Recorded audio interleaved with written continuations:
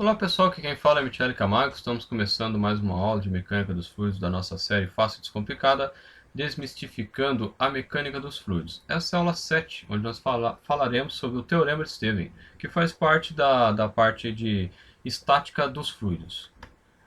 Bom, vamos começar fazendo a definição de pressão. A pressão é definida como dFn sobre dA. O que é isso? É a força infinitesimal dividido pela área infinitesimal. No sistema internacional, a unidade é Newton por metro quadrado ou Pascal. Se se a pressão ela for uniforme em toda a área, aí eu tenho então a integral passa a ser uma constante, não preciso de integral. Pressão, força normal dividido por área.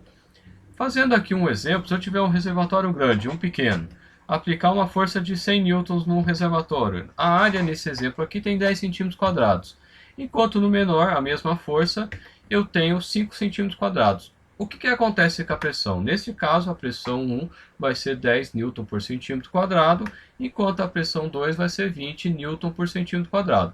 Veja que, quanto menor a pressão, menor a área, maior a pressão.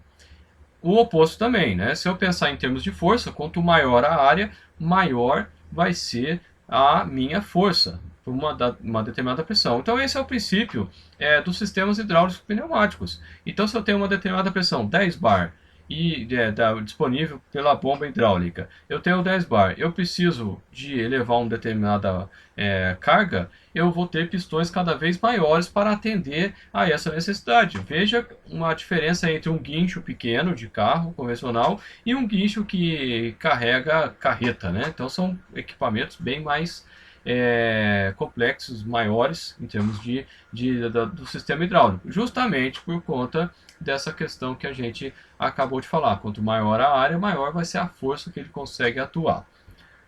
Continuando aqui com relação ao Teorema de Stevens propriamente dito. Aqui vamos pegar então, vamos imaginar uma piscina. Eu tenho aí o ρ, aí eu estou fazendo genérico, né, que seria um fluido qualquer, mas vamos imaginar que a gente está na água e eu tenho um tiozinho nadando aí, mergulhando numa determinada altura H1. E aí vem a questão, qual é a pressão que atua sobre a cabeça do tiozinho aqui? Qual seria a pressão? Bom, a gente acabou de falar, até repetir ali, que pressão é força dividido por área. Qual seria a força? Nesse caso seria a força peso de quem? Do fluido que está sobre a cabeça dele, né? Então toda essa coluna de líquido que tem sobre a cabeça dele é o peso de líquido, dividido pela área. Que área? A área de atuação, que seria a área em vermelho, que seria a área da cabeça dele nesse exemplo aqui. Mas o que eu tenho? Eu tenho que gama, que é o peso específico, é o peso dividido por volume. Que peso? Aí eu pego o meu fluido, coloco ele no recipiente, meço qual é o seu peso, meço o seu volume, eu tenho a propriedade peso específico. Então eu posso daqui chegar, encontrar que o peso é igual a gama vezes o volume. Né? Então eu tendo ao peso específico, se eu tiver o volume que ele ocupa, eu tenho o peso do meu fluido. Só que eu tenho que volume também é a área vezes a altura. Neste caso aqui, qual vai ser a área? Vai ser a área onde a pressão está atuando, que nesse caso aqui seria a área em vermelho, que é a área 1 da cabeça do tiozinho, vezes a altura, que é a altura de coluna de líquido. Veja que eu estou usando os termos altura de coluna de líquido, que já são os termos técnicos utilizados para a coluna de líquido. O mais comum é metro de coluna de água, né, o MCA, para sistemas residenciais, industriais, mas pode ser qualquer líquido, então metro de coluna de líquido, né, altura de coluna de líquido. Bom, continuando aqui, se eu pegar, né, a fórmula inicial de pressão, que é peso dividido por área, no lugar do peso eu vou substituir por gama V. Então, ficaria gama vezes V. Mas o que é V?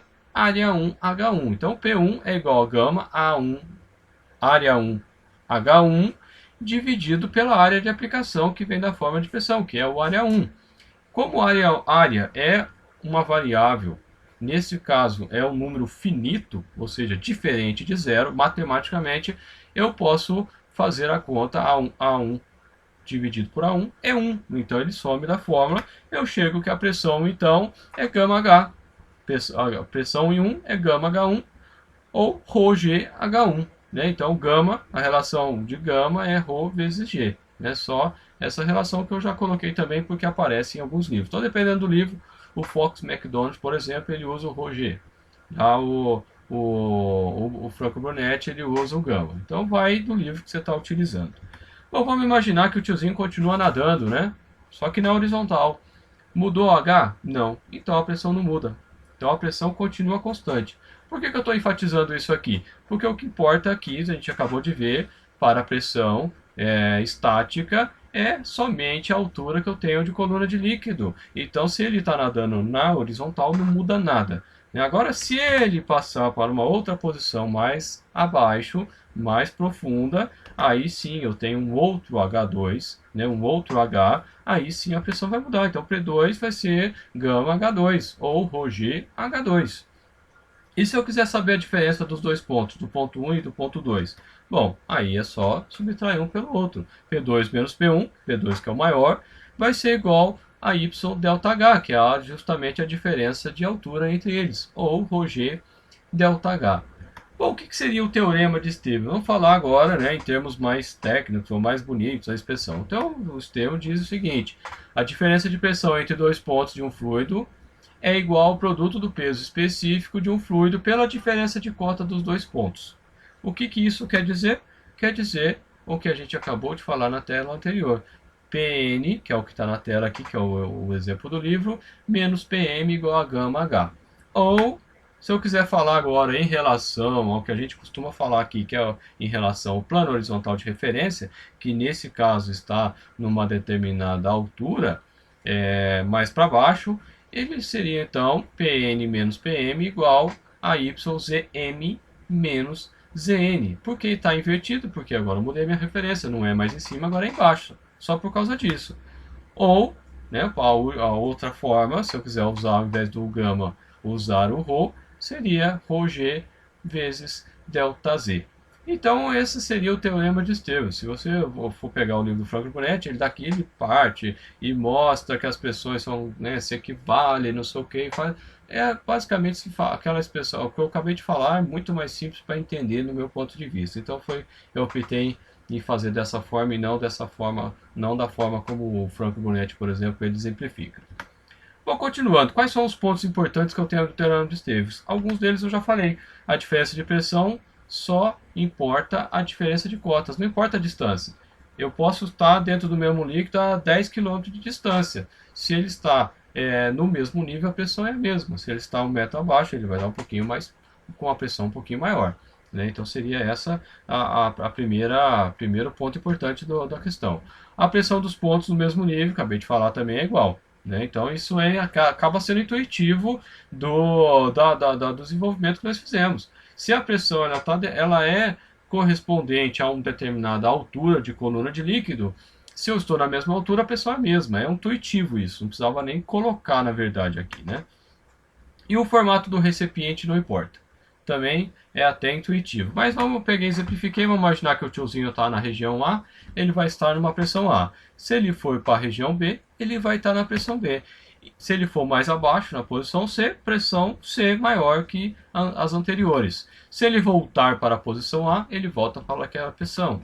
E assim por diante. Isso é o princípio até do manômetro em U, que a gente pega e corre o manômetro e vai subtraindo, aumentando a pressão de acordo com quando a gente sobe ou quando a gente desce. Né? Então, desceu no nível, a pressão sobe, é mais. Subiu o nível, a pressão diminui, é menos. Assim é o princípio já do manômetro U, que a gente vai ter uma aula um pouquinho mais para frente. Bom, continuando a questão dos pontos importantes. Se o ponto que eu estou considerando for a superfície, a pressão vai ser zero. Só que eu chamo a atenção aqui a pressão efetiva, porque se eu estou com... Vamos voltar ao exemplo da piscina. Eu tenho a pressão atmosférica. Né? Então a pressão efetiva, a gente vai ter uma aula logo uma aula disso também. Então a pressão efetiva, ela considera com relação à pressão atmosférica. Se for pressão absoluta, aí seria a pressão atmosférica. Né? Então tem que estou chamando a atenção porque isso é importante. Bom, continuando aqui, isso aqui já é um detalhe que não é tão intuitivo assim. Nos gases, como o peso específico é pequeno, ou seja, comparado com a água, por exemplo, o ar, por exemplo, ele tem o peso específico de 1,20 alguma coisa quilos por metro cúbico. Já a água tem 1000, né? Então você vê que é 1000 vezes mais pesada a água comparada com o ar. Então, no caso, se eu tenho uma variação relativamente pequena, eu posso considerar que pressão em A é aproximadamente em B, que é aproximadamente em C. É claro que, no caso da pressão atmosférica, eu tenho toda uma coluna de ar sobre a cabeça, então eu não posso desprezar. Tanto que quando você está num lugar alto e você desce a serra, você tem acomodação no ouvido em função da pressão atmosférica que está sendo maior à medida que você vai descendo. E o contrário também, quando você vai subindo, a pressão vai diminuindo. Mas para variações pequenas, em sistemas industriais de um modo geral, você pode considerar a variação no reservatório, por exemplo, a base igual à pressão no topo, sem problema nenhum, você não vai errar em quase nada. Existe uma diferencinha, mas é muito pequena. Bom, pessoal, é isso aí. Chegamos ao final dessa aula. Se gostou, compartilha, dê um joinha, se inscreva no canal. Se quiser receber informações via WhatsApp, só mandar eu quero para o número que está aí. E se for comprar alguma coisa, dá uma força para a gente. Entra na nossa loja, compra aí. É tudo garantido pelo Magazine Luiza e você vai estar nos ajudando. Contatos via Facebook, tem a página. Se quiser participar do grupo, entra lá no grupo lá que a gente coloca algumas coisas que a gente pode colocar aqui. Contatos via e-mail ou pelo WhatsApp. Espero que vocês tenham gostado. Um abraço e até a próxima.